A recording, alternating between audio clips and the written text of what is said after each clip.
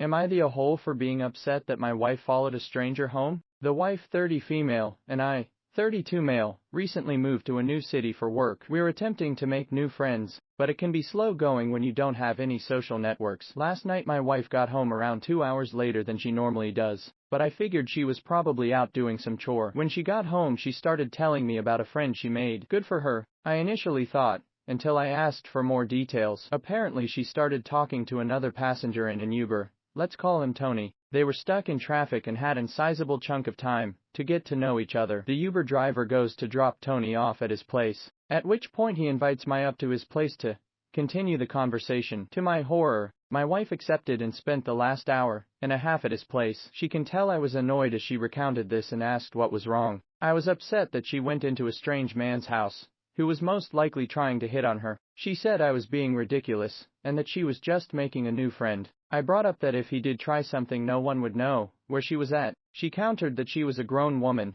and could make her own choices. Things have been a little chilly since then. Am I overreacting? Or is this just too weird to be okay with? Thank you for watching, and please inform me. Am I in the wrong for pestering a stranger for personal information? My 31 male oldest kid is my wife's biological son that I adopted last year. His school recommended he be assessed for a neurological disability. The process of finding a specialist that our insurance will work with has taken a long time. This specialist wants a lot of medical background information on our son. My wife only has her medical background information, which she provided.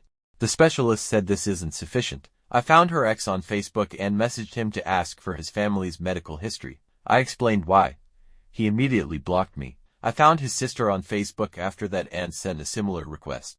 She said she would get me the information. We exchanged emails for this. I got an email from the guy, telling me to stay away from him and his family, or he'll sue me. I told the guy I was just trying to find the information I needed, and if he wasn't willing to help me, I would explore other avenues. He called me an entitled asshole and said I have no right to his personal information. He said scum like me are the lowest of the low.